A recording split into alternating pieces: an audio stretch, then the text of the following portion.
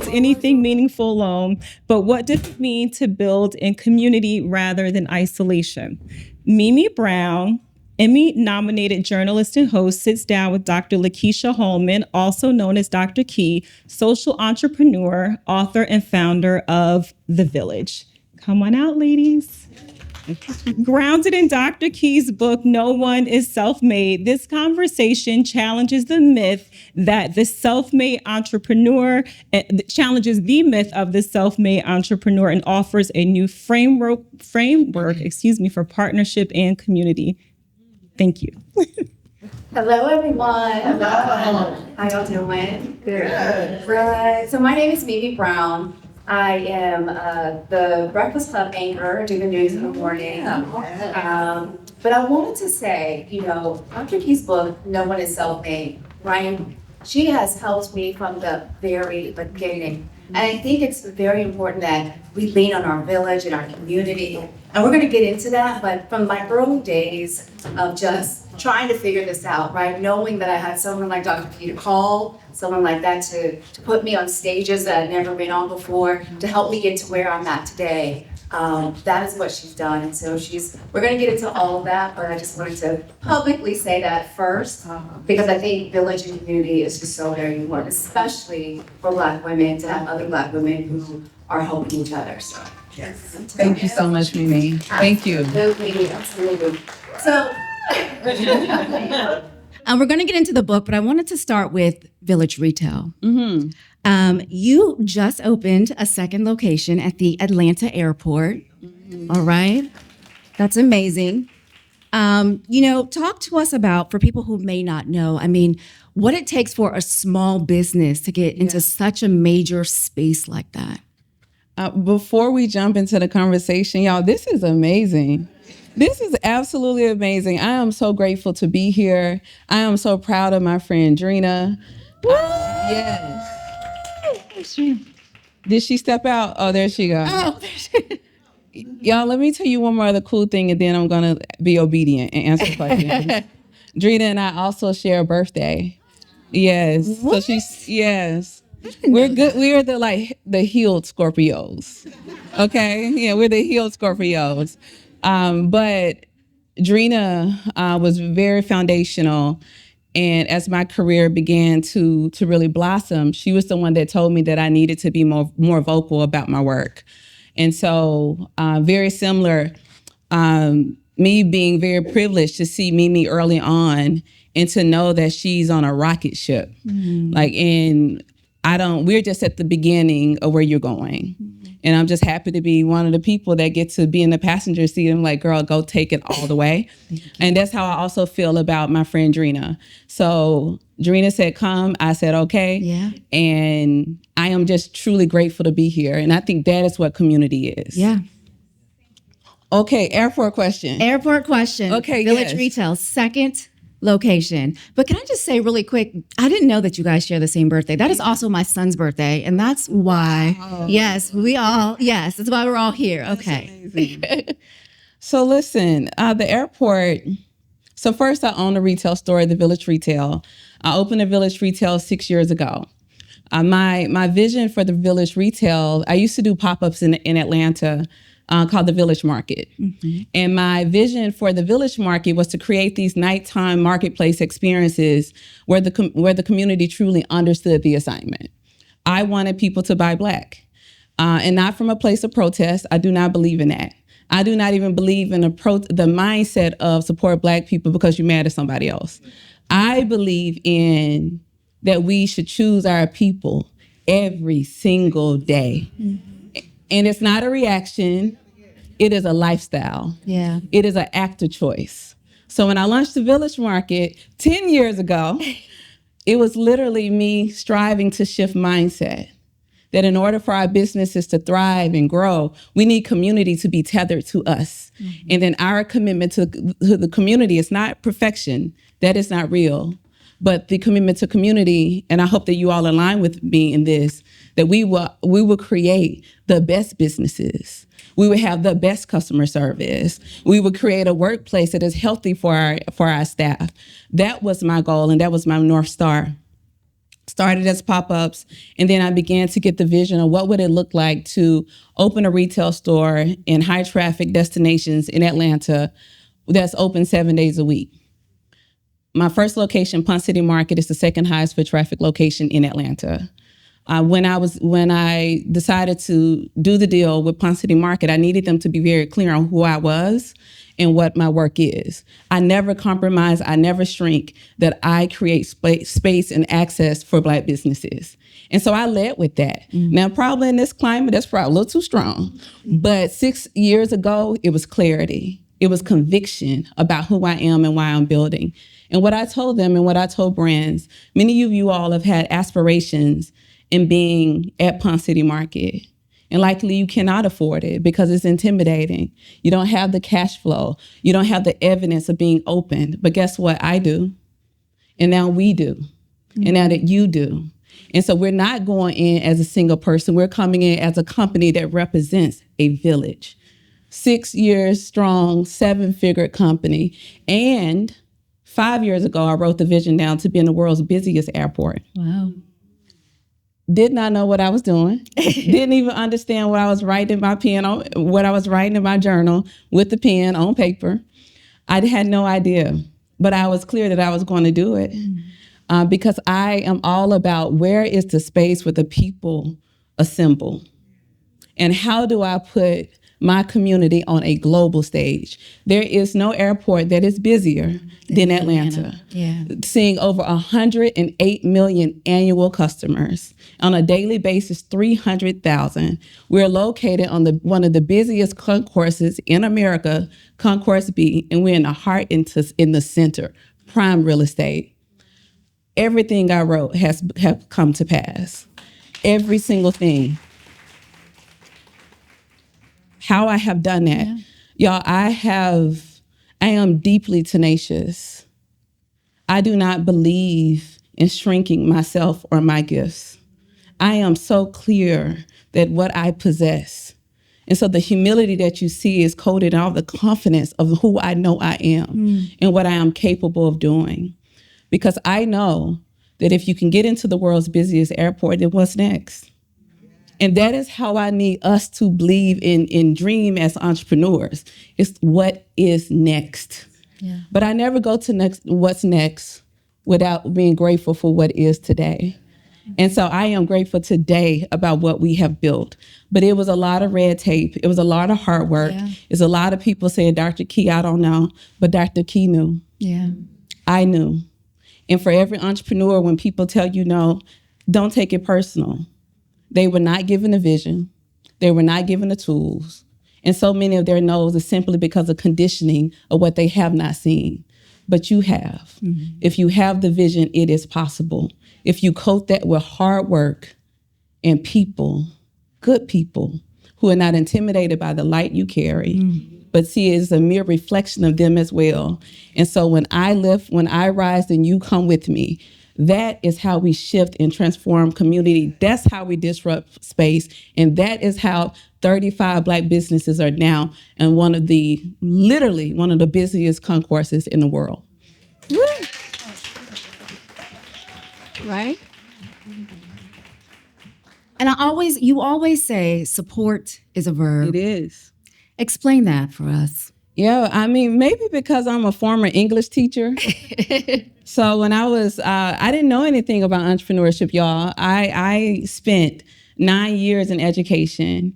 And then the last couple of years, still in education, but I worked as a senior research and evaluation specialist for the Georgia Department of Education. And I was so clear 10 years ago that I was trying to get the community to do something. At that time was like, I need you to buy Black. Yeah. I need you to recommend Black. I need you to write reviews for Black businesses. I need you to have strategic partnerships with Black businesses. All that is doing, former English teacher doing, is action. And so my tagline for Village Market was support is a verb. And what I asked myself, because I always look at big brands that I think have made it very simple. Nike, with all the critiques of how they ran business early on, we all understand what that symbol means and just do it. We get it. So my goal for community is I needed people like y'all to understand the assignment. The assignment is you spend your money where your people are. Yeah. And that is an action. That is a verb. And then I told my design team, I need you to make it cute because we like to wear cute things. And I want people to have a sense of pride and ownership. Yeah. So every single time they activated that verb, they felt that they were tied to a community and upward mobility. If you can get people to feel that your brand is their brand, you would never have to beg for customers again because you have community. You have people that know the pandemic is happening. They know it, and they already reach out to you. And what do you need? It's because you have tied every verb to them. That is how you build community. And then for that level of responsibility, then you must be a good steward with all that trust. That means you have to be the things that you post about. Yeah. You have to treat people well when folks are not looking. You can't gloss over running past everyday people because you see an influencer in the room. Ooh. This is the influence. This is the influence. Oh, that was a long-winded answer to But that's great because it leads me into my next question. Y'all had some caffeine. I'm sorry. As you just told us your background, it really now it brings your book title into focus. No one is self-made. Yeah. Talk to us about that because we wear I'm self-made like a badge of honor. We do. It makes us feel like we're strong when we say, I did this by myself. I'm self-made. But your book, it says the opposite. Talk to us about that. Yeah, y'all, that book title has made some people uncomfortable. Yeah. I enjoy that so much. I was like, this is amazing. It is doing what it needs to do. We really only respond to things that make us have to sit back. Like, now, what is Dr. Key trying to say about me as a self-made woman and man? I did do this by myself. And that's why I did it, y'all. Because we have to have these moments in life that we start to think about the magnitude of words and what we're owning. To own the title of self-made is erasing every single person that have assisted you on your journey. And that is not our intent.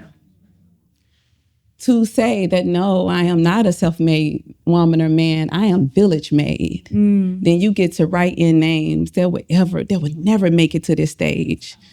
You get to write into names people that you saw growing up who literally emulated who you wanted to be. You write their names in. Your first customer. When your labels weren't together yet, because y'all know how we start. When it's us being the assistant, acting like it's not us. Y'all know how we start, okay? But that very first customer, when you say that I'm not self-made, you write them in and you keep them tied to your journey. So I would never say that I have not worked hard because I have. There is not an individual person that is tied to my dream that has worked harder than me. None. And it's very hard to outwork me. The intestinal fortitude that I have is what drives me. But on my very hard days, the prayers that cope me is the prayers of my 88-year-old grandmother. The prayer closet that I know my name is in is by my 84-year-old grandmother. The vision that the person who told me I need you to move to Atlanta because Mississippi can't hold your light. Wow. My mother is watching from heaven. Every single time that I say I'm not a self-made woman, she is even more alive at this time. That is why we must tackle these words, because we have been conditioned. We have been conditioned in a very westernized mindset that individuality is what we need. And every single time we drink from that faucet of poison, we are more and more disconnected from each other.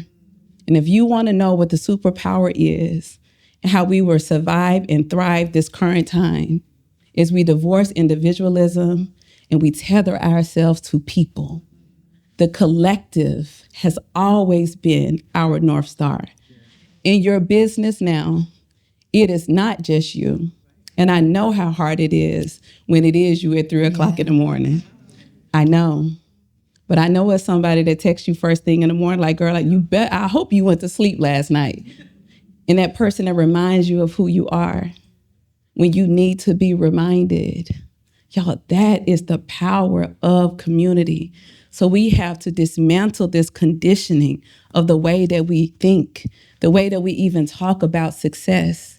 This panel will be so good because I'm speaking it into existence. Yeah. It's because Mimi and I are doing it together, not because Dr. Key is here. It's because we are here. That is what community is. And that's why we must divorce this mindset. It does not shrink my light because Mimi's light is so luminous. It is effervescent now because we're on this stage together.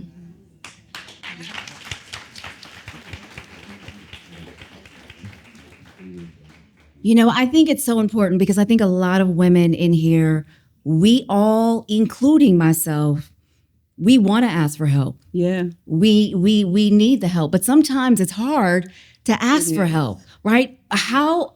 Give us some tools, some actionable items on how we go to our community, to our village, and reach out and ask for help. Because I know I'll put the whole thing on my back until, you know what I'm saying? And then I can't go anymore until someone says, I see you, sis, what can I do?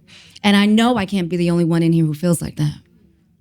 Not with all those amens I just heard.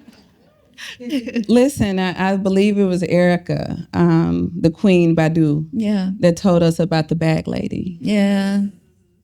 And all these bags that we carry. Yeah. Because someone has told us, in order to be strong, then you must do it by yourselves. And also, there are some people that we've come to and we've asked for help and they made us feel guilty for needing it. And I'm going to go even deeper. I was raised that you need to figure out how to do this yourself. Because our parents were training us to be able to survive a world that is not always so helpful. Yeah. But what has assisted me most is that I know there is a beautiful strength in vulnerability. It is beautiful. It is gracious. It is knowing the right person that you can surrender yourself to and say, I need help. I didn't say everybody. I said the right person. Yeah. Because I also don't believe we need to be in every community. Yeah. We need to be in a community that is aligned. But if we want to continue to find a ceiling for ourselves, then we keep doing things by ourselves. But I don't want the ceilings, y'all. Yeah. I want to burst through every single one of them. When I leave this place, I am going to be empty of every single gift that I possess. And it is because I know that I must have people left and right of me. Yeah. I also need people ahead of me. And I also got to make sure it is clear for all the people behind me that it is the path that I am creating. Yeah. Just follow it. And another superpower, maybe it's because I'm 44, y'all. But I love saying, I don't know. I really do it with my team just to be that kind of person. They be like, Dr. Key, what you think? I don't know. Tell me what you think. Yeah. But I'm so clear on the things that I'm good at. Yeah. And I'm also clear the things that I don't naturally possess. I don't need to be my accountant. I need my accountant to be my accountant. I don't need to know all the legal things for my company. I need my attorney to know that. Iron sharpens iron. And so sometimes the people that you're asking for help, and because I'm trying, I'm showing you how to begin to nurture relationships. Yeah. The best relationships, there are times that you won't have anything really to give but a thank you. And that's just how it is. It's not always equal. But the moment when you get to the place that you're trying to go, you have to remember all the people who helped you. And when the time comes when you can be helpful, you have to be sure that you're not too busy. Yeah. That you have space to be bothered today. Because in order for us to eradicate this mindset, then we have to begin to model it. So I hope I empower you today to find your people that you can ask for help. And know there's not a weakness in that. There is strength. And if you're really trying to go to the vast place of your dreams, y'all, even our dreams are limited to conditioning. So I even tell myself when I'm dreaming, I'll be like, now that's my dream. And these are people who believe in God. If not, it's fine. But I just want to it's not my business. But what I want to say is that I have two sets of prayers, my own dreams and then God's dreams.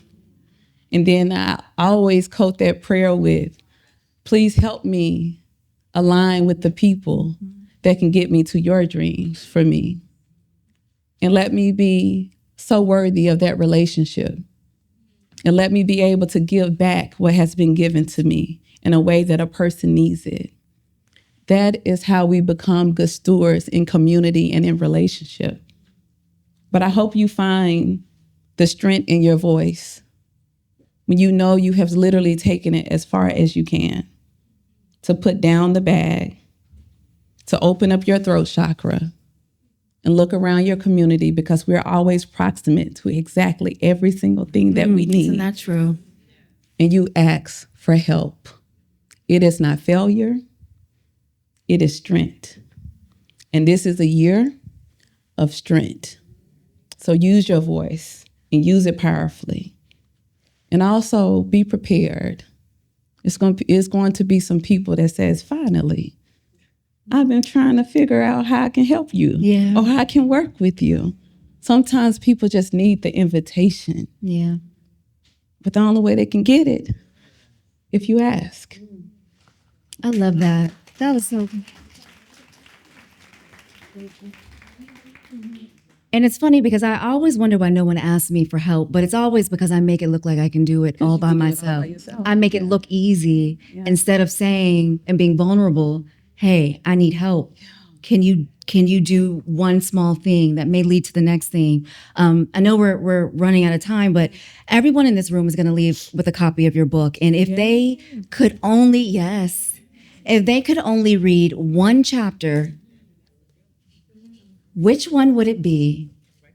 And why would you tell them to read that particular chapter? Mimi, you did not tell me you was asking that question. Y'all got to read all the chapters. I know, but we're going to focus on just one right now. Okay, just one. Just one right now. All righty. I'm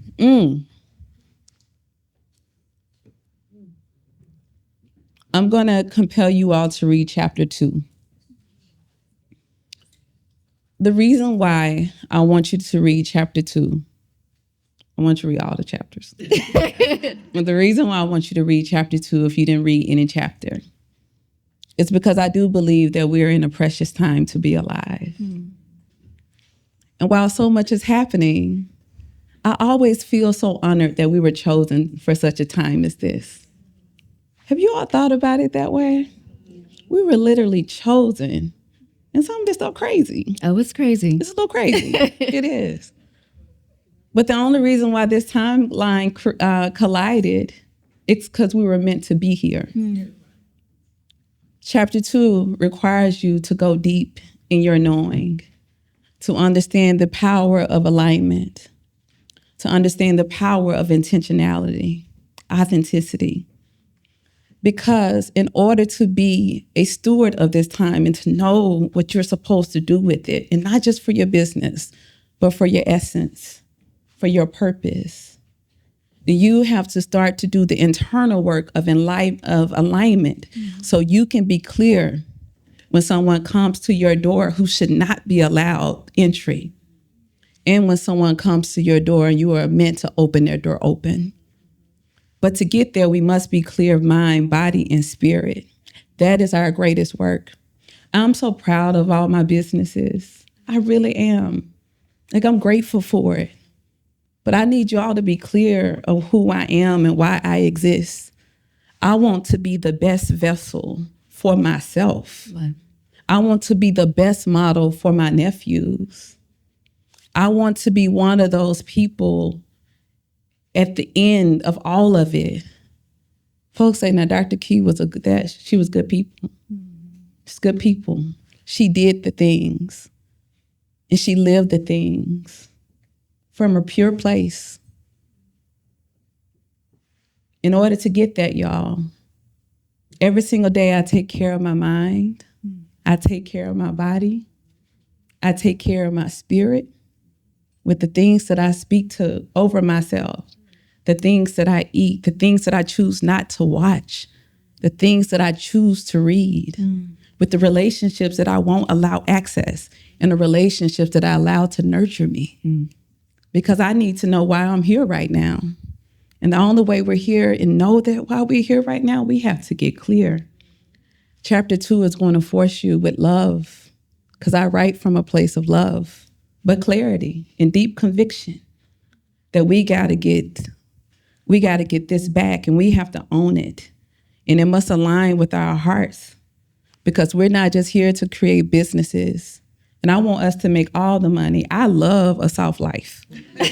So let me be clear. I am not one of those social entrepreneurs that believe that you do good work and should not be paid. You do good work and be paid well. And you make sure that pays well, that you never forget the community. That's how it keeps doing this. But chapter 2, I need y'all to read it. Along with the rest of the book. I was about to say it, man. I was trying not to make eye contact. But read that. Yeah. Because I want us to get free. And when we get free, every single thing that we so desire, it would exceed every expectation that we have for ourselves. And you will be walking in your purpose. And you're going to say, this is a life that I dreamt for myself. These are the type of friends. This is the type of love. This is the type of family. Yeah. And it does not mean that you will not have hard days, but they will not take you out. They will not. And that's what I need for us right now, to be that eye in the storm. It's the most quietest place when chaos is happening. Imagine if the work is for you to be the eye, so you are unmoved and unwavered and clear. That is my hope for all of us in this space. Take care of the mind, take care of the body, take care of the spirit. And as an entrepreneur, listen, the money will come, because this is an entrepreneur conference. The money will come, but you cannot chase it, or you will get it and you will have no idea. You will be a foreign in your own gifts, in your own blessing. You will look around and be like, whose stuff is this? I am unworthy. That is not the journey. That is not why we are here. I know we are out of time, but I want, if I can, if anyone has two people, really quick questions, I want to take. And I answer in 5 seconds. Yes. Your hand was first. Go ahead. So I think for me, my question is ultimately, we often, you talked about asking people for help. Yeah. As women, especially Black women, it's hard to ask for help, because it seems like we always view other people as competition. It's like, I won't help you because I think that helping you will kind of take away from me. So for me, it's always been that. So I carry the bags. I do all of the things, even hosting events. I do all the things because I never want to be in a space where I look crazy or I'm left shorthanded because I depended on someone who didn't come through. So what do you do in those spaces where you feel like, I understand I need to ask for help, but asking for help, I'm vulnerable, but I know that people look at me like, oh, if I help you, I'm taking away from me. So how do you get beyond that space where it's like, yes, I know the things, but when we do the things, it's like people don't want to extend the ramp to help get across, not knowing that help putting the ramp across gets us both across. So what do you do? You get new people. Like I say that with all love. Yeah, and we have to get new people. And words have power. There you go. Words have power. So if we believe that people won't help us, they won't. If we believe that if you help me, it takes something from you, that's what's going to happen. Words are prophetic. And so if I can challenge you with love, I need you to write a letter to yourself for what you're deserving of, the type of relationships and who you would be in that relationship. Because you didn't name just asking for help. You named scarcity.